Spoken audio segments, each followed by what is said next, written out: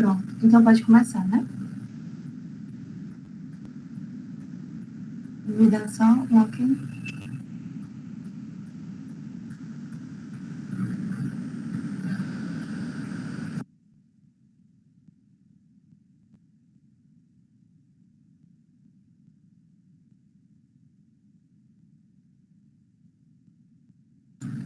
Pronto. Então, boa noite, gente. A capacitação de hoje tem o tema de cuidados paliativos em idosos e vai ser apresentada por mim, pela Mônica e pela Renata. Pode passar. Esse aqui é o nosso sumário, né? A gente tentou trazer uma coisa mais objetiva em 45 minutos, mas cuidados paliativos é um mundo, então foi só uma tentativa, né? Vamos ver. Pode passar, amiga. Então, vamos introduzir. Eu queria começar com essa frase, que é da Ana Cláudia Quintana Arantes, que muita gente deve conhecer, né? Ela ficou bem famosa depois daquele TED Talk. Ela escreveu esse livro, que é A Morte é um Dia que Vale a Pena Viver, que ela fala, né, da experiência dela em cuidados paliativos, né?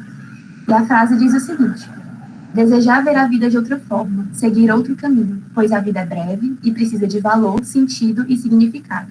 E a morte é um excelente motivo para buscar um novo olhar para a vida. Então, vocês vão ver que esse conceito, assim, de valorização da vida, né, vai ser exaustivamente repetido aqui nessa capacitação de hoje. Pode passar. Então, quais são os fatores que têm a ver com cuidados paliativos, né? Qual é o contexto em que os cuidados paliativos se inserem? Com o envelhecimento da população, que todo mundo já está careca de saber, né, da transição demográfica, ou no aumento das doenças crônicas, o câncer, enfim, né? E isso, associado ao avanço tecnológico e ao desenvolvimento da terapêutica, fez com que as doenças que antes eram mortais se tornassem doenças crônicas. Então, isso aumentou a longevidade dos indivíduos que são portadores dessas doenças, certo? Passa, amiga. E é nisso que os cuidados paliativos se inserem, né? Mas o que é cuidado paliativo? Essa é a definição da OMS, né? Cuidado paliativo é uma abordagem que promove a qualidade de vida de pacientes e seus familiares que enfrentam doenças que ameacem a continuidade da vida, através da prevenção e alívio do sofrimento. Requer a identificação precoce, avaliação e tratamento da dor e de outros problemas de natureza física, psicossocial e espiritual. E aqui eu queria que vocês prestassem atenção que ele fala de doenças que ameacem a continuidade da vida. Essa nomenclatura é muito importante porque a gente não fala mais em doença terminal ou paciente terminal, porque essas palavras, né, essas expressões, elas dão a entender que não há mais nada que possa ser feito. E não é isso, né? Sempre há o que fazer, e o cuidado paliativo é sobre isso. Então, a gente não usa mais essa nomenclatura. A gente fala de doença que ameaça a continuidade da vida. E a gente também não fala de impossibilidade de cura. A gente fala de possibilidade ou não de tratamento modificador da doença, certo? Eu acho isso bem importante. Pode passar, amiga.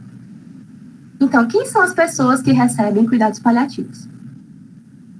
São todos os pacientes que são portadores de doenças graves, que ameacem a continuidade da vida e que apresentam sintomas de sofrimento físico, psíquico, social ou espiritual, né? E os cuidados paliativos são mais prevalentes em idosos, então eu trouxe esses dados só para ilustrar. Desculpa o barulho aqui na minha casa. Anualmente, 20 milhões de pessoas ao redor do mundo precisam de cuidados paliativos, e dentre elas, 70% são idosos, certo? Pode passar. Então, os cuidados paliativos, eles não se baseiam em protocolos, mas em princípios. E é importante que a gente conheça esses princípios. Assim. O primeiro princípio é promover o alívio da dor e outros sintomas desagradáveis. E isso pode ser feito através de várias formas, né? Prescrição de medicamentos, adoção de medidas não farmacológicas e abordagem dos aspectos psicossociais e espirituais. E esse último ponto é muito importante porque a gente vai entrar no conceito de dor total ou de sintoma total. O que isso quer dizer? Que todos os aspectos da vida do paciente vão influenciar na maneira que ele manifesta o seu sofrimento e seus sintomas. Então, o paciente vai muito além do ser biológico que ele é, certo? Então, todos esses aspectos vão dizer se ele vai sentir mais dor ou menos dor, ou se essa dor vai ser de fácil controle ou de difícil controle, certo? Pode passar. O segundo princípio diz que afirmar a vida e considerar a morte como um processo normal da vida. Eu sei que a morte, né, não é um assunto que todo mundo fala, e a gente não costuma falar sobre morte, né? Não é um assunto confortável para todo mundo. Mas o cuidado paliativo vem para resgatar a possibilidade da morte como evento natural e esperado, colocando ênfase na vida que ainda pode ser vivida. E uma curiosidade é que o símbolo de cuidados paliativos é a borboleta. E por que a borboleta, né? É porque a borboleta vive pouco, mas nesse curto período de tempo que ela vive, ela está polinizando as flores, ela está embelezando a natureza, ela está fazendo as pessoas alegres, né, felizes. Então, a borboleta é um símbolo, assim, de que a vida, ela não é medida só em tempo, ela é medida em intensidade. Então, isso tem tudo a ver com cuidados paliativos, né? Pode passar. O terceiro princípio diz respeito a não acelerar e nem adiar a morte. E aqui a gente precisa diferenciar cuidados paliativos de eutanásia, porque essa é uma confusão que muitas pessoas ainda têm, né? Eutanásia não tem nada a ver com cuidados paliativos, tá? Eutanásia é você abreviar a vida da pessoa para reduzir o sofrimento dela. O cuidado paliativo tem mais a ver com ortotanásia, que é nem acelerar e nem adiar a morte, mas é promover uma morte digna, certo? E como é que a gente vai fazer isso? Como é que a gente não vai nem acelerar e nem vai adiar a morte? A gente tem que ter um diagnóstico objetivo e bem embasado, tem que ter um conhecimento da história natural da doença. Então, como é que essa doença se manifesta? Como é que ela evolui? Quais são os fatores associados, tá? O acompanhamento ativo, acolhedor e respeitoso, e a relação, claro, empática com o paciente e seus familiares. Então, tem várias escalas, tem vários fatores que a gente vai analisar para poder fazer esse cuidado. E na avaliação funcional, né, que é um dos fatores que a gente vai utilizar para caracterizar, né, a gente vai utilizar a escala PPS, que vocês já conhecem, né, e a escala KPS, que a Renata vai apresentar mais adiante. Pode passar. O quarto princípio diz sobre integrar os aspectos psicológicos e espirituais no cuidado ao paciente. Porque quando o paciente recebe o diagnóstico, né, e na evolução da doença dele, existem várias perdas, tanto para ele quanto para a família. Que perdas são essas, né? Perda de autonomia, ele não pode mais fazer algumas coisas sozinho, né? Às vezes uma perda financeira, porque ele não pode mais trabalhar. Então, são vários fatores, né, que tem a ver com isso. E esses fatores podem trazer angústia, depressão e desesperança. E como eu já havia falado, né, lá no sintoma total, na dor total, tudo isso vai contribuir e vai influenciar na frequência dos sintomas, na intensidade dos sintomas, e se eles vão ser de mais fácil ou de mais difícil controle. E é aqui que entra a abordagem psicológica, né, e a espiritualidade. Aqui, espiritualidade não é necessariamente religião, tá, mas espiritualidade no sentido mais amplo. Pode passar. O quinto princípio é oferecer um sistema de suporte que possibilite o paciente viver tão ativamente quanto possível até o momento da sua morte. Então, o cuidado paliativo não é sobreviver a qualquer custo, mas é viver ativamente, tá? Não simplesmente viver, mas viver ativamente. Então, problemas sociais, dificuldade de acesso a serviços, dificuldade de acessar medicamentos e outros recursos também, né? Outros aparelhos, outras coisas, podem também ser motivo de sofrimento e facilitar a resolução. Só passar isso também. E facilitar a resolução de problemas é nosso dever e nossa responsabilidade como equipe multiprofissional que está fazendo o cuidado do paciente. Pode passar. O sexto princípio é oferecer sistema de suporte para auxiliar os familiares durante a doença do paciente e a enfrentar o luto.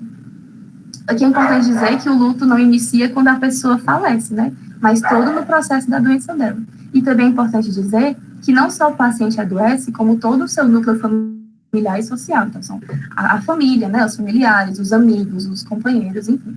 E essas pessoas, elas podem e elas devem ser nossas colaboradoras no cuidado, tá? Até porque essas pessoas conhecem o paciente melhor do que a gente, né? Conhecem as suas necessidades, as suas peculiaridades, os seus desejos e angústias, que às vezes o paciente não fala. Mas se a gente tem esse bom relacionamento com a família, se ela é participante desse processo de cuidado, a gente vai ter esse conhecimento. Pode passar. O sétimo princípio diz sobre a abordagem multiprofissional, e aqui eu trouxe um esquema, né, com os profissionais que podem atuar nesse processo e devem atuar nesse processo. Então, médico, enfermeiro, psicólogo, nutricionista, farmacêutico, fisioterapeuta, enfim. todos eles contribuem, e o paciente deve ser avaliado em todas as suas dimensões, né? Faltando um desses é uma avaliação incompleta, então a equipe multiprofissional é importantíssima. Pode passar. O 8º princípio diz respeito a melhorar a qualidade de vida e influenciar positivamente o curso da doença. E aqui já entra o que eu já tinha falado, né, sobre a abordagem holística. É ver o paciente além do ser biológico que ele é, mas ver o paciente como um ser biográfico. Esse paciente não é a doença que ele tem um histórico. O que essa pessoa pensa, o que ela sente, além da doença dela, né? Então, a gente aqui vai promover uma vida de qualidade. Mas o que é viver com qualidade, objetivamente? Viver com qualidade é sendo respeitado, tendo seus sintomas impecavelmente controlados, porque, gente, às vezes a gente acorda com uma dor de cabeça, a gente acorda com uma cólica, e isso já é o suficiente para, assim, estragar o nosso dia, deixar o nosso dia mais pesado, muito chato. Imagina você viver com dor todos os dias. Então, os sintomas têm que ser impecavelmente controlados. Tendo seus desejos e as suas necessidades atendidas e podendo conviver com seus familiares, resgatando tendências, enfim. Pode passar. E o 9º e último princípio é que o cuidado paliativo deve ser iniciado o mais precocemente possível, juntamente, claro, com outras medidas de prolongamento da vida, né? Como a quimioterapia, radioterapia, e também deve incluir todas as investigações necessárias para melhor compreender e controlar situações clínicas estressantes. Então, é só a partir de uma avaliação completa, de uma equipe multiprofissional atuante, que entenda todas as dimensões do paciente, é que vai ser possível a gente fazer um plano terapêutico, né, um plano de cuidados, que possa ser efetivo nessa melhoria da qualidade de vida do paciente. Pronto. Era isso que eu tinha para falar. Pronto, gente, boa noite. Agora a gente vai falar um pouco sobre a avaliação do paciente em cuidados paliativos. Primeiro, é importante a gente relembrar isso que a Camila acabou de falar, que na medicina paliativa a gente precisa adotar uma prática completamente individualizada. Não existe um protocolo que você pode pegar, decorar e aplicar igual para todo mundo. A medicina paliativa é, sobretudo, uma medicina de princípios, esses 9 princípios que a Camila falou. E a melhor ferramenta para a gente conseguir cuidar desse paciente da melhor forma e oferecer uma boa paliação dos seus sintomas é avaliando-o corretamente. Então, existem vários elementos que são importantes na avaliação clínica e a gente vai falar sobre alguns deles. Primeiro, os dados biográficos. É bem óbvio, né, fundamental. A gente precisa ter registrado o nome e a forma como aquela pessoa gosta de ser chamada, o sexo, a idade, o estado marital, filhos e netos, o trabalho que realizou ao longo da vida, onde nasceu, onde mora, com quem mora, quem cuida dessa pessoa, religião e crenças, o que gosta de fazer e o que sabe sobre a sua doença e o quanto quer saber. Parece muita coisa, mas aqui a gente tem um exemplo. Maria de Fátima, 56 anos, casada por 25 anos e divorciada há 5. 3 filhas, 29, 25 e 20 anos, e 2 netas, 5 e 3 anos. Professora do ensino fundamental, aposentada há 2 anos. Gosta de cozinhar e cuidar das netas. Nasceu em Minas, mora na Aclimação com as suas filhas mais novas, é católica praticante e muito religiosa. Sabe de sua doença e da gravidade, mas tem fé na possibilidade de cura. É um texto simples, curto, mas que já fornece para a gente muita coisa, porque ele não dá só as informações ali limpo e seco, de Maria de Fátima, 56 anos. Nessas poucas palavras, a gente já consegue ter uma pequena noção de quem é essa pessoa, de forma para além do seu fisiológico, para além do seu físico. Além disso, é importante a gente ter também a cronologia da doença atual e os tratamentos realizados para poder ter o panorama, o quadro geral daquele paciente. Tem que haver o registro da doença de base, com o mês e o ano do diagnóstico e os tratamentos realizados e tudo que se sucedeu a isso. Os diagnósticos secundários, outras complicações e diagnósticos pré-existentes. Aqui a gente tem um exemplo, o primeiro problema, a doença de base foi um câncer de mama em outubro de 98, foi realizada mastectomia, radioterapia e quimioterapia. A partir daí, se sucederam outras complicações, outros quadros, várias metástases, e também tem a hipertensão leve controlada como um quadro pré-existente. Além disso, é muito importante a avaliação funcional, que a Camila até comentou antes, que nos cuidados paliativos, ela é fundamental para a gente ter uma noção do estado daquele paciente, em como ele está naquele momento. Porque como os cuidados paliativos são doenças que se prolongam, é um cuidado prolongado, não existe aquela cura, né, que a gente espera geralmente, é importante a gente ficar vigilante a essa curva evolutiva para poder ter noção do prognóstico daquele paciente e também do seu diagnóstico de terminalidade. Aí, para isso, para fazer essa avaliação, existem várias escalas utilizadas. Uma muito famosa é a escala de Karnofsky. Ela foi elaborada nos anos 1940 para avaliar pacientes oncológicos. Mas ela extrapolou essa função e hoje é muito utilizada nos cuidados paliativos também, porque ela avalia outras doenças crônicas incapacitantes no geral. Essa escala, ela é graduada de 10 a 100, indo de 10 em 10, em que 10 é moribundo, processo de morte progredindo rapidamente, e 100 é a pessoa normal, sem queixas, sem evidências de doença. E a partir dessas categorias, a gente consegue avaliar a capacidade do paciente em relação às suas atividades cotidianas. Além dela, também tem a PPS, né, a escala de performance paliativa, que é bem famosa. Ela foi desenvolvida em 1996 e aperfeiçoada em 2002. Ela é muito útil e é utilizada como um instrumento de comunicação. Ela deve ser realizada todos os dias para os pacientes internados, em todas as consultas ambulatoriais e visitas domiciliares.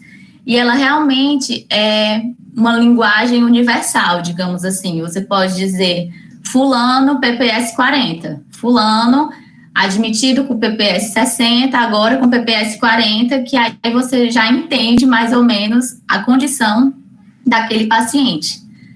A escala PPS, ela vai do 0 ao 100, em que 0 é morte e 100 é a deambulação completa, atividades e trabalhos normais, sem evidência de doença, autocuidado completo, ingesta normal e nível de consciência completa. Ao longo das graduações dessas porcentagens, esses critérios vão alterando, e é isso, não dá para falar muito sobre. E aí, quando a gente vai avaliar os sintomas, é bem útil a escala de avaliação de sintomas de Edmonton. Ela é uma escala composta por 9 sintomas pré-estabelecidos e um 10º sintoma de livre escolha do paciente. Essa escala deve ser realizada diariamente e esse 10º sintoma deve ficar sempre lá registrado, porque o paciente escolhe o que ele quer dizer naquele dia. É muito importante que o profissional se mantenha imparcial e permita que o paciente se expresse sem julgamentos.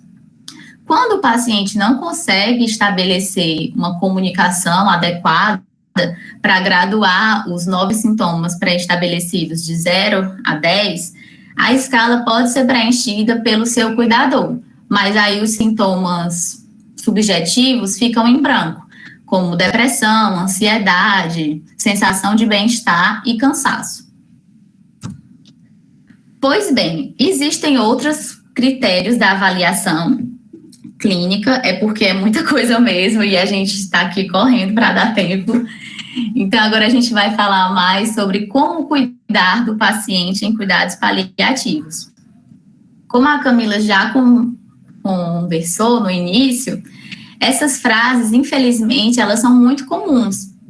Da pessoa dizer que aí não tem mais o que ser feito, não posso fazer mais nada, eu me abstenho dessa responsabilidade, porque agora é só esperar morrer. Assim, não tem mais o que fazer, já foi mandado para casa porque não tem jeito, está desenganado.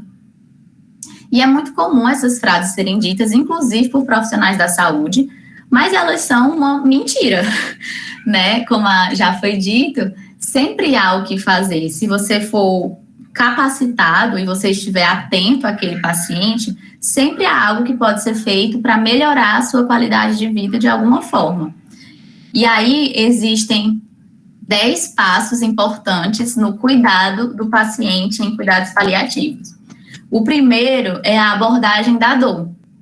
A dor ela é considerada o 5º sinal vital e ela é muito comum nos pacientes paliativos porque, enfim, eles estão ali, é muito comum que eles sintam dor e é muito importante que o profissional de saúde valide essa dor. Não haja da forma do slide passado de dizer, não posso fazer nada, tem que sentir dor mesmo. Essa dor ela deve ser avaliada, quantificada e tratada com muita atenção.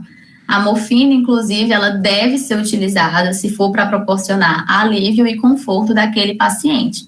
É importante sempre individualizar esse cuidado, porque cada paciente é único, vai ter a sua dor do seu jeito, e o manejo da dor, tanto aguda quanto crônica, deve ser priorizado. Além disso, também é importante realizar o manejo de náuseas e vômitos, porque são sintomas que causam um grande desconforto, diminuem demais a qualidade de vida do paciente e que você pode sim fazer algo para melhorar isso. Então, é indicado prescrever antieméticos e verificar o que ele está comendo, se ele está bebendo água, essas coisas, para tentar melhorar esse quadro. O manejo da constipação ou diarreia também são importantes, pelos mesmos motivos, são coisas que influenciam muito na qualidade de vida do paciente, e sempre lembrar que os opioides causam constipação. Então, sempre que for prescrever um opioide, tem que prescrever também um laxativo. E no caso de diarreia persistente, se não for possível resolver lá na causa dessa diarreia, é interessante, sim, tratar a consequência, tratar a diarreia. O soluço e a cialorreia também são quadros comuns em pacientes paliativos, e aí, para soluços, é interessante considerar clorpromazina e haloperidol, e para cialorreia, pode-se usar escopolamina para tentar melhorar isso. As alterações do sono também são comuns devido à inversão do ciclo sono-vigília. E sempre que o paciente apresentar ou insônia ou excesso de sono, é importante perceber, avaliar o que pode estar causando aquilo, se é um efeito colateral de uma medicação, se é uma ansiedade, se esse paciente tem algum outro quadro psiquiátrico que possa justificar isso, para tentar mesmo melhorar essa situação. A alimentação também é um ponto muito importante na qualidade de vida, porque a gente sabe que a alimentação não é uma coisa somente fisiológica. A alimentação, ela envolve prazer, interação social, crenças, hábitos, aspectos religiosos e experiências traumáticas prévias. Então, a alimentação, ela é fundamental para o estilo de vida daquela pessoa, para a interação dela com a sua família. Então, as alterações na alimentação e no perfil corporal do paciente devem ser abordados de forma multiprofissional. Os cuidados com dispositivos e intervenções invasivas. Nos cuidados paliativos, é muito importante que o profissional, a equipe de saúde, tenham uma comunicação bem livre e aberta com o paciente e com a sua família, inclusive para decidir quais dispositivos invasivos serão utilizados no momento em que for necessário e se eles serão utilizados. É interessante que essa conversa aconteça logo no início, assim, enquanto o paciente tem consciência, tem condição de estabelecer esse diálogo. Se não tiver, conversar com a família, porque é muito importante ter isso pré-estabelecido e que isso seja respeitado também, priorizando a autonomia do paciente e da sua família nos cuidados que devem ser dispendidos a ele. A saúde espiritual também é fundamental nos cuidados paliativos, porque ela envolve atitudes, crenças, sentimentos, práticas, cultura, objetos e anseios. É importante a gente não desvalorizar isso, como tem gente que desvaloriza, de achar que isso não é importante, que é só a ciência que importa, lá. Não é bem assim.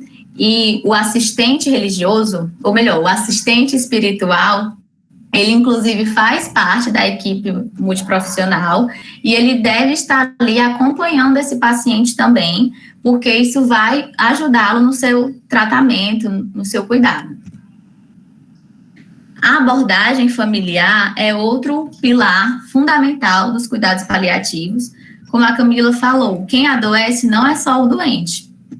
A família também adoece junto. A família é uma figura fundamental nesse processo inteiro. Então, é muito importante que exista essa conversa honesta e clara com a família, sempre buscando focar também na saúde desse cuidador. Aquela coisa, né, de cuidar do cuidador também é importante. É interessante olhar para essas pessoas também com esse olhar. E os aspectos sociais, por fim, eles são tão cruciais quanto os sintomas físicos. Então, o assistente social, ele é muito bem-vindo na equipe de cuidados paliativos, porque aquele paciente, ele precisa e ele merece ser tratado de uma forma holística, de uma forma que a gente consiga melhorar a vida dele, digamos assim, em vários aspectos, não só no aspecto da sua saúde e tal, saúde física, né?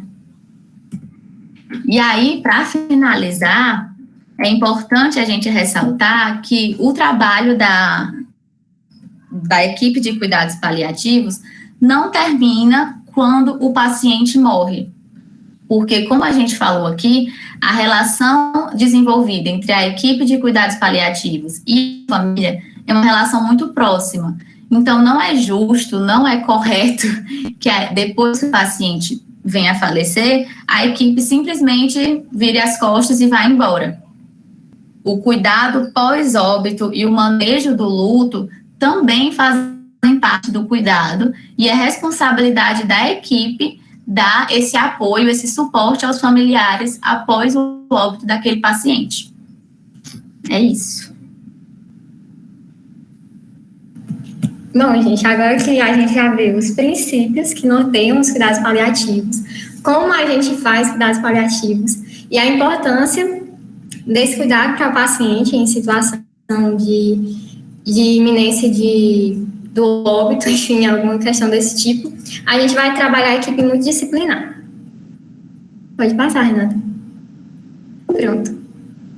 É muito importante que cada um dos integrantes da equipe saiba muito bem aquilo que é de sua área de conhecimento, sua área específica de atuação, e, além disso, saiba trabalhar com os outros profissionais das diferentes especialidades na construção desse cuidado integral, né? Porque uma palavra que se adequa muito bem à questão do cuidado paliativo é a integralidade desse paciente. Todas as dimensões dele devem ser abordadas e isso deve ser feito não de uma forma isolada, mas de uma forma realmente integral. E para isso tem que haver uma comunicação efetiva entre os profissionais, a família e o paciente. Pode passar. A equipe multidisciplinar, então, ela vai envolver médico, fisioterapeuta, enfermeiro, dentista, psicólogo, assistente religioso, nutricionista, farmacêutico, fonoaudiólogo e tantos outros profissionais que podem ser adequados de acordo com as necessidades da família e do paciente.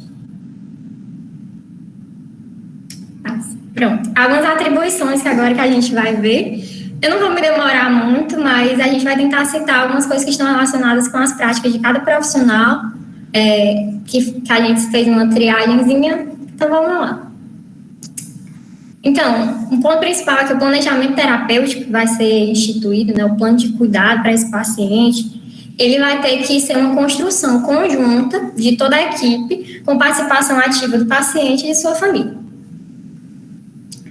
Nesse sentido, o médico ele vai estar muito relacionado com a questão de diagnóstico clínico e voltado ao tratamento de doença. Bem aquela visãozinha que a gente já tem de todos os profissionais, só que sempre adequando ao contexto do cuidado paliativo, que é um cuidado mais especial voltado para esse paciente. Nesse sentido, como já foi abordado pela Renata e a Camila, o médico vai ser responsável por conhecer bem a história da doença, a história natural, quais são as condições que estão envolvidas, qual é a condição clínica daquele paciente em específico, que a gente sabe que tem especificidades que estão lá relacionadas à forma como a pessoa manifesta, como ela reage, quais foram os tratamentos que essa pessoa teve acesso e já foram realizados, qual é a evolução que se espera para aquele momento específico para aquele paciente, o que já aconteceu até aí. E a partir disso ele vai tentar propor tratamentos, porque não é a desistência daquele paciente, não é que não há nada mais a ser feito, mas ele vai tentar instituir tratamentos, sejam eles medicamentosos ou não, que sejam compatíveis com aquele estado do paciente naquele momento, de acordo com suas necessidades, evitando procedimentos que possam aumentar o sofrimento dele. Não é simplesmente prolongar a vida, no sentido de prolongar o sofrimento. E a importância, né, de trabalhar em equipe, que isso vai estar presente em todos os profissionais que a gente vai ver aqui, e coordenar a comunicação entre a equipe, o paciente e sua família. A gente sabe que o paciente está sempre muito querendo ouvir da gente uma palavra de confiança, e a gente tem que passar esse cuidado para esse paciente. O enfermeiro, tudo que for cuidado direto e indireto, da área de assistência que demanda ação de enfermagem, o enfermeiro vai estar lá. Seja no controle da dor por aplicação de medicamentos, ou de técnica, por exemplo, fazendo curativo, uma conversa com aquele paciente, usando pela manutenção da higiene, medidas de conforto que possam ser aplicadas, gerenciamento da equipe de enfermagem, competência relacional e comunicativa, que é extremamente importante, principalmente assim, no contexto de reforço das orientações clínicas e cuidados que vão ser passados para esse paciente. Esse paciente vai para casa, como é que ele vai ser cuidado em casa? Quem vai ser o cuidador desse paciente? É a mãe? É a esposa? É uma filha? Como é que essa pessoa vai cuidar? Ela tem que estar bem orientada, né? E aí também tem a questão da avaliação sistemática desse paciente, no sentido de promover um auxílio para a equipe estabelecer as prioridades para aquele paciente, porque o contato de enfermagem é muito próximo com o paciente no leito, está sempre lá verificando, enfim. E isso é muito importante também para negociar metas com o paciente e sua família, de modo a coordenar esse cuidado planejado. O psicólogo ele vai se envolver na questão da integralidade, né, desse paciente. Integrar, então, aspectos psicológicos ao tratamento, desde atendimento ao paciente, como também à família e à equipe, que muitas vezes se encontra fragilizada porque é um contexto realmente muito conflituoso, né? E aí, às vezes, até mesmo a equipe ela vai precisar de um cuidado, porque ela também tem que se despedir desse paciente. Ele vai estimular essas pessoas a pensarem, a falarem livremente sobre sua situação, vai prestar uma escuta clínica, vai contribuir para reorganizar a autoimagem, especialmente do paciente e da família, que se encontra muito fragilizado, por questões, por exemplo, o paciente pode perder a mobilidade, pode perder emprego, né? Ficou mais limitado, era uma pessoa extremamente ativa, que provia financeiramente o seu lar, e teve que parar de trabalhar, isso complicou a forma como ela se vê, às vezes na questão física mesmo. Tudo isso entra num conflito que o psicólogo vai poder trabalhar. A qualidade das relações também, do processo de adoecimento, morte e luto, bem como as situações grupais que podem acontecer entre a equipe, a família e a equipe, a família e o paciente, enfim. O nutricionista, eu achei muito interessante, muito fofo o comentário da Priscila, que ela falou que cuidados paliativos pode ser mesmo um bolo que você leva para a pessoa e a pessoa gosta. É bem nesse sentido mesmo, porque assim, o nutricionista ele vai ter a capacidade de se comunicar e ele vai oferecer recursos e esclarecimentos para a família, porque é extremamente complicado quando você pensa numa pessoa assim, muito próxima de você, que não sente mais fome, às vezes não sente sede, e a gente sabe que isso podem ser sintomas que estão presentes no paciente que necessita dos cuidados paliativos. Então, só de você oferecer opções, outras vias de alimentação e também a avaliação se essa via é necessária. Será que nesse momento do cuidado do paciente é realmente interessante que ele mantenha essa via de alimentação? Será que não seria interessante mesmo que ele se alimentasse menos? Ele se alimentar por via oral mesmo, se alimentando em casa com sua família, comendo o bolo que ele quer comer, essas coisas assim, sabe? Então, isso é muito importante. Além de tratar coisas clínicas mesmo, como síndrome anorésica, a caquexia, que está muito associada também, ressignificando o alimento, auxiliando no controle de sintomas, procurar manter a hidratação, preservação do peso, composição corporal, enfim. Um plano individualizado que possa atender esses critérios de prazer e conforto e também estar aptos a identificar essas outras causas. Enfim. O nutricionista é top. A assistência social também vai ser fundamental, porque, como a Camila e a Renata já ressaltaram muito bem, é uma questão complexa que envolve muita coisa, e você vai ter pacientes dos mais diversos perfis, mas você tem que trabalhar com o perfil daquele paciente específico. E aí, nesse sentido, a assistência social vai criar parâmetros reais para a ação. Ações não só futuras, né, mas também presentes, na avaliação da rede de suporte social que esse paciente apresenta, para, em conjunto com a equipe, ele poder acionar e utilizar essas redes que ele tem disponíveis, conhecer e estabelecer uma rede intra-institucional dentro da instituição dele, o que ele tem para oferecer para esse paciente, de forma que, quando ele precisar daquilo, ele tenha realmente disponível. Fazer a interlocução entre o paciente, família e a equipe, nas questões relacionadas a aspectos culturais e sociais que envolvem o cuidado, e decodificar também essa realidade para o profissional, porque às vezes pode ser um pouco difícil ou distante de entender, mas essa conexão tem que ser feita. O fisioterapeuta também faz tudo, cadê o João? Avaliação específica, né, de estabelecer um programa de tratamento adequado ao grau de dependência e de progressão daquele paciente específico, com utilização de recursos, técnicas e exercícios que possam promover um alívio e tratamento de sintomas como dor, outros sintomas também estressantes que preocupam aquele paciente, oferecer um suporte para que ele possa viver de forma mais ativa possível, tendo um impacto positivo na autonomia e qualidade de vida, na forma como ele se vê, o que ele consegue fazer, como é que ele interage. Tudo isso é muito importante. Isso vai oferecer o quê? Dignidade e conforto para essa pessoa. E também vai exercer uma assistência muito forte para a família. Como é que eu vou manejar esse paciente em casa? Como é que eu vou ajudar ele a se locomover? Como é que eu vou deixar esse paciente mais ativo? Tudo isso está relacionado, é extremamente importante. Aí são algumas ações que estão relacionadas à ação do fisioterapeuta, tanto no paciente que tem uma dependência total, como no paciente que tem apenas um nível de dependência, mas ainda tem uma certa capacidade. Mas, enfim, de deambulação, outras coisas desse tipo. Mas a gente não vai explorar muito aqui, não. Vai ficar no material se vocês quiserem ver depois. O farmacêutico, porque eu tentei puxar a sardinha para o Prozaf, né? E aí, eu pesquisando, eu encontrei algumas coisas bem interessantes, né? A implementação da farmacoterapia vai estar muito relacionada a essa atuação farmacêutica. E aí, a gente vai tentar se preocupar em viabilizar a utilização dos medicamentos da melhor forma possível para aquele paciente, participação na discussão clínica da equipe, na identificação de necessidades em relação à terapêutica farmacológica, seleção, implementação e disponibilização desses medicamentos, né? Tem naquela farmácia, pode já estar muito próximo do assistente social e tantas outras coisas assim, né? E a orientação e reforço de orientações ao paciente e à família, contar a forma de utilizar aquele medicamento, o horário, a via, como é que eu vou fazer, eu posso tomar esse chá, lembra bem aquela capacitação da Lafite que a gente teve, as interações. Então, tudo isso vai ser muito importante.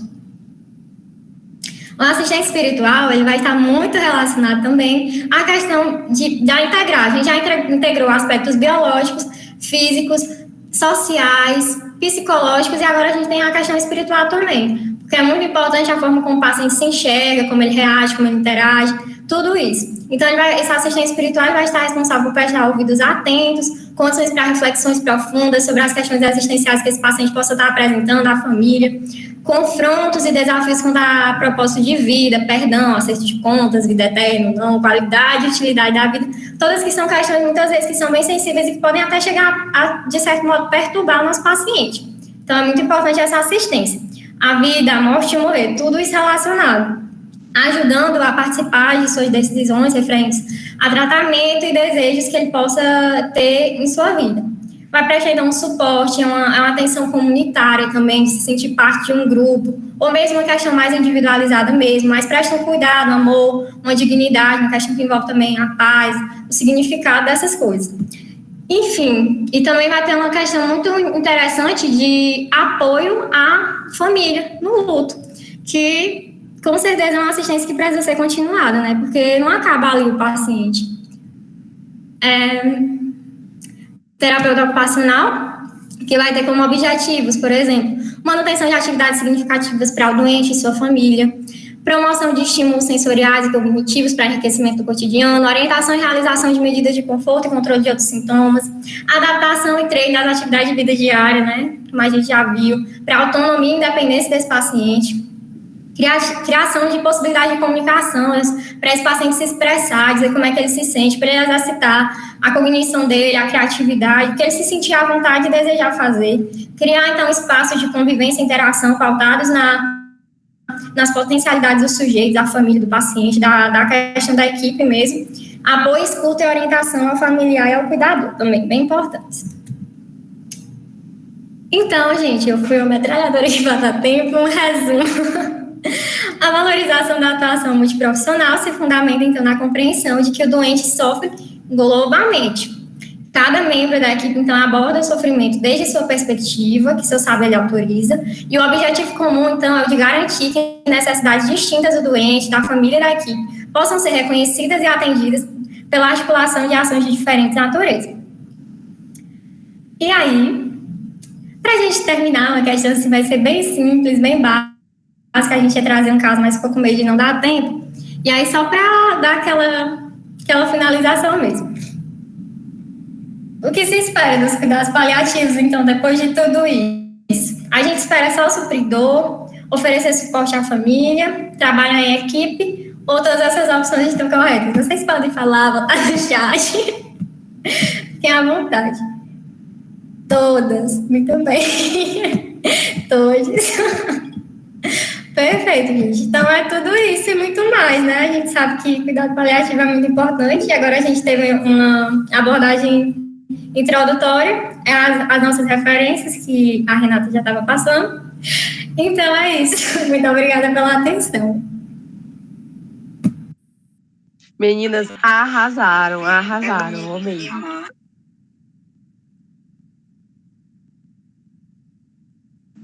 Gente, eu queria só fazer um comentário, e um relato, na verdade, né?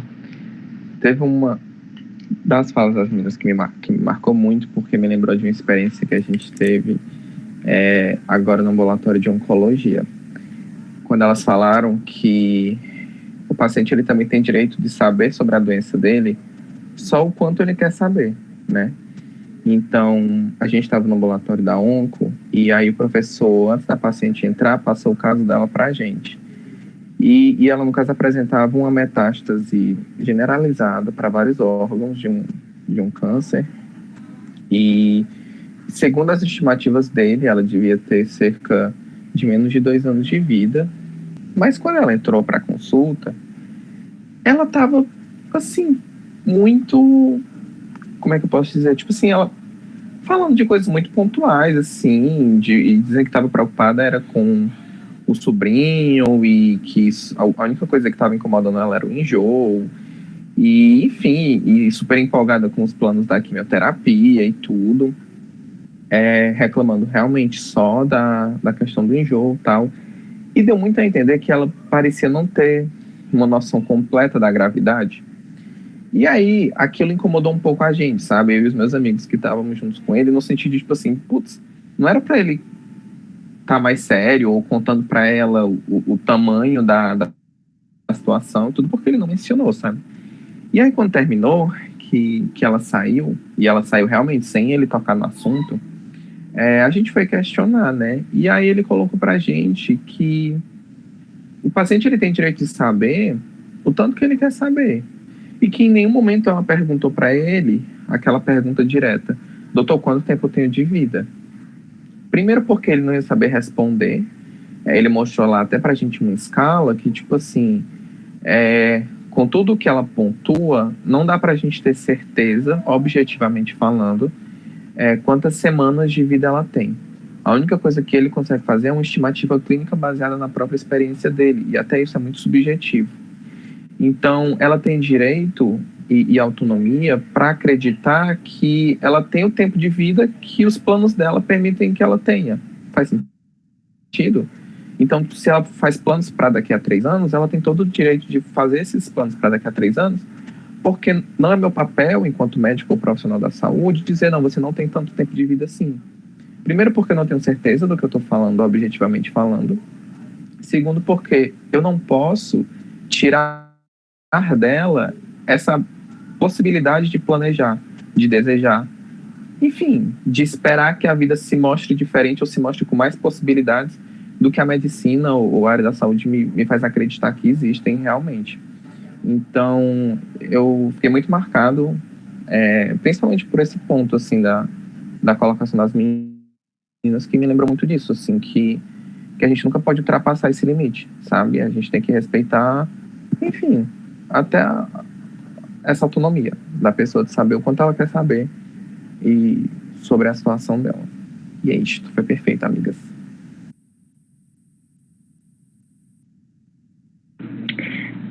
Meninas, eu queria primeiro perguntar em relação a... Eu fiquei com dúvida porque no começo minha internet estava falhando um pouco, mas em relação ao contato espiritual, né? A pessoa que vai ajudar de forma espiritual. Tipo assim, ela tá ligada a alguma instituição, a alguma coisa, a um profissional, assim, quem ele é, sabe? Assim, se tem alguma coisa relacionada a isso. Amiga, eu acho que às vezes faz parte até da comunidade do paciente, né? O paciente mora numa, né? O paciente mora numa região, ele tem um grupo que ele frequenta, ele tem alguma coisa assim. Então, essa pessoa tá ativa também nos cuidados dele, né? Tudo, entendi. É porque o que eu queria compartilhar com vocês foi um acontecimento, né? E tá muito ligado a esse lado espiritual, porque eu fui da igreja, assim, por 4 anos da minha vida. Bem ativo mesmo, bem presente. Eu era, enfim, todo mundo que me conhecia me chamava praticamente de beata.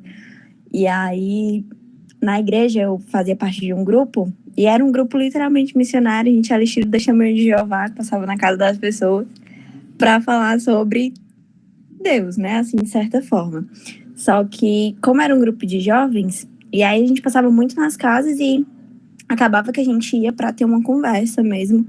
E a religião, ou Deus, ou enfim, as nossas crenças acabavam que eram um tópico muito mínimo que a gente acabava abordando com as pessoas que a gente entrava nas casas e passava 1, 2, 3 horas conversando.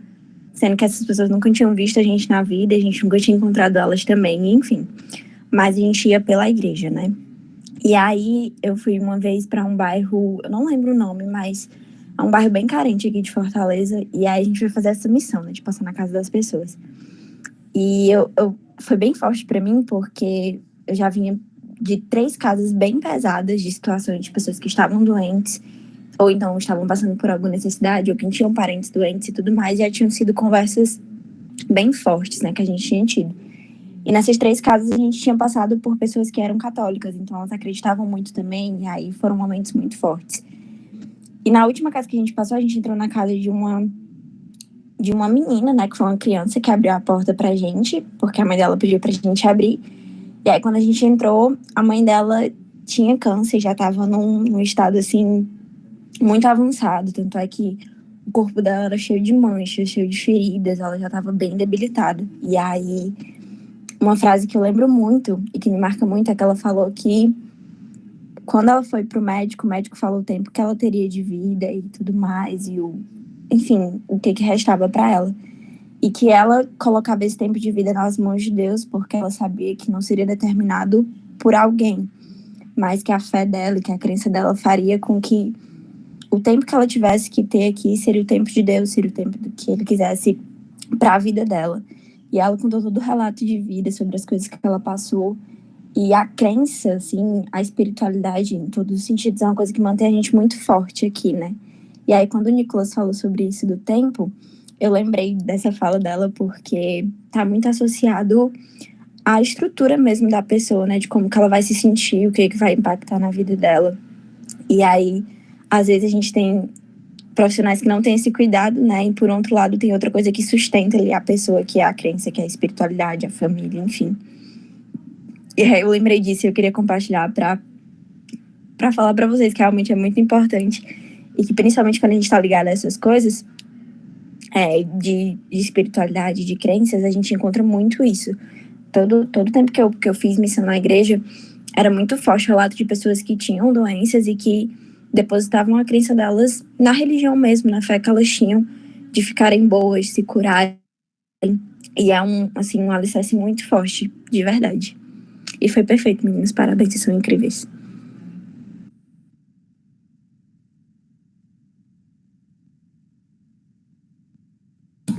Gente, eu posso fazer, não é uma pergunta, é uma pergunta, mas é mais assim, eu queria pedir um conselho. É porque está muito relacionada a esse tema. porque eu meio que vivencio o cuidado paliativo em casa, né? Com a minha tia, porque ela já tá o câncer dela tá muito avançado, já tá em metástase, e ela meio que tá desenganada. Só que uma questão que eu estava observando, né, durante a capacitação, foi sobre que o foco também do cuidado paliativo é justamente esse controle da dor. E é uma coisa que ela não tem, que a equipe médica, o local que ela é acompanhada, não tá fazendo, sabe? A única coisa que ela tá tomando é dipirona, e todo dia eu vejo ela chorando de dor e nunca muda a medicação e fica nisso o tempo todo. Aí eu queria saber se isso muda ou não, sabe? Amiga. O que é que eu posso fazer relacionado a isso? Pronto. A nível de atenção primária, o que eu sei é que também a nível de médico, o profissional mais capacitado para isso é o médico de família e comunidade, principalmente aqueles que fizeram, que é uma das possibilidades, o R3, né, o último ano de residência deles em cuidados paliativos. Com certeza não é tão comum e com certeza não é toda a unidade que tem, mas eu também acho que, tipo assim, eu lembro de tu falando disso na nossa última RP, né? Tu lembra que tu me contou? E aí... Eu te falei sobre isso. Pronto. Então, realmente, amiga, eu acho que ela precisa ser assistida quanto a isso, porque é uma queixa antiga, né? E é uma queixa que impacta diretamente a qualidade de vida dela.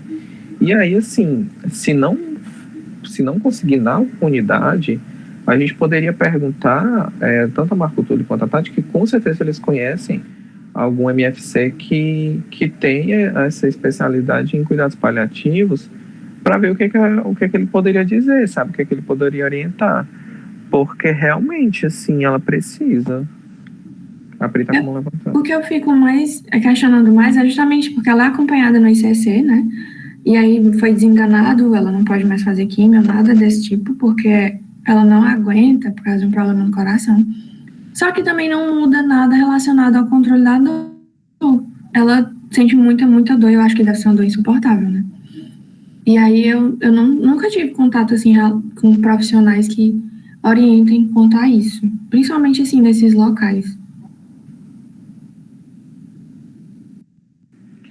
Ela mora onde, amiga? Que mal pergunte. Ela mora aqui comigo. Aí no Cristo, né? Isso. Eu vou perguntar pra mãe quem são, se ela conhece alguém do posto que é aí da região de vocês. Gente, o que eu ia te dizer, Isa, é que, tipo assim, uma das coisas que tu pode fazer, se tu puder acompanhar uma consulta dela, tu fala com o próprio médico, porque, assim, a minha vizinha, ela também tá em cuidados paliativos, uma das minhas vizinhazinhas, porque ela descobriu, olha pra você ver como câncer é um negócio traiçoeiro, ela tem 95 anos e descobriu um câncer no útero, né? Como foi que ela descobriu? Começou a sangrar, uma idosa menstruando, entre aspas, né? Aí ela ainda conseguiu fazer 5 ou foi 8 rádios, só que não poderiam fazer nada mais além disso, né? Só fizeram a rádio para ela parar de sangrar, porque também era uma coisa que mexia com a cabeça dela. Mas a filha dela conversou com o médico, olha, eu não quero que minha mãe sinta dor, né? Porque ela disse que sentia...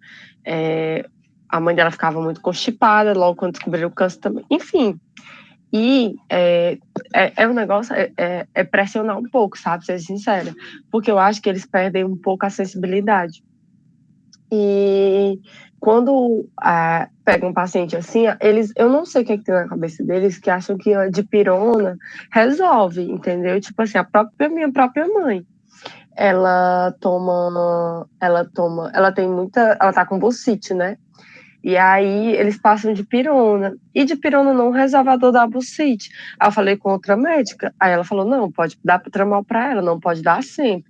Mas quando ela estiver referindo dor, pode dar tramal para ela. O importante é ela não sentir muita dor, né?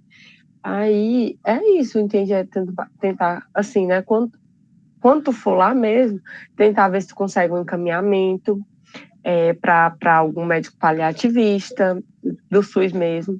Outra coisa que eu lembrei é que a irmã da Bárbara, que era do Prosaf, é médica com residência em cuidados paliativos. Acho que né, gente? Ou é geriatra com cuidados paliativos. Vocês lembram? Mas eu sei que ela tem alguma coisa em cuidados paliativos, porque na época que a gente era do Y, a irmã dela foi dar uma capacitação no Y sobre cuidados paliativos. E ela é uma pessoa que foi do Prosaf. Eu acho que eu poderia também falar com ela, ver se, sei lá, ela conseguia falar, intermediar, né, a irmã dela com a tua família, né, com a tua, como é que se diz, com a tua tia. Era isso que eu ia falar. Mas, assim, eu acho que ajuda um pouco tu falar com alguém assim, porque você não, eu digo, gente, que eu vivo o SUS todo dia, quase todo dia. E, às vezes, você tem que ser um pouco mais incisiva. Olha, ele não tá resolvendo, a dipirona não tá resolvendo. Tem que ser, tipo, chato, sabe? Que eles, às vezes, acho que eles não se tocam, que, tipo assim, a dipirona não tá ajudando. Eu quero que a pessoa fique em paz em casa. Amiga, Isa, enquanto a Pri tava falando, eu fui falar aqui com a mãe rapidinho. Ela disse que, não sei se tu conhece, o posto daí da região de vocês é o Virgílio Távora. Tu sabe onde é? Sei sim, fica aqui pertinho. Pronto, ela disse que os postos, eles têm uma equipe, eu vou te mandar depois, ela vai me mandar, que chama EMAD, que esse EMAD é justamente responsável por fazer as visitas domiciliares, inclusive para pacientes em cuidados paliativos, e que seria a equipe ideal para acompanhar ela, sabe, e fazer justamente isso. Aí ela disse que normalmente as famílias têm acesso indo na unidade de saúde e falando com o pessoal da coordenação para eles colocarem ela na lista de planejamento do EMAD. Aí normalmente recebe uma visita domiciliar da própria equipe de estratégia de saúde da família para conhecer a história, conhecer o diagnóstico e tudo. E aí depois ela iria para esse planejamento do EMAD. A mãe não sabe dizer como é que o Virgílio trabalha com isso, entende? Porque tipo, ela sabe que lá no posto dela eles têm isso. Mas que o primeiro caminho seria tentar isso lá no posto do Virgílio. Aí ela ficou de me mandar mais informações no WhatsApp, eu te encaminho, tá? Eu até encaminho no grupo para mais gente conhecer, tá certo? Tá bom, gente. Obrigada.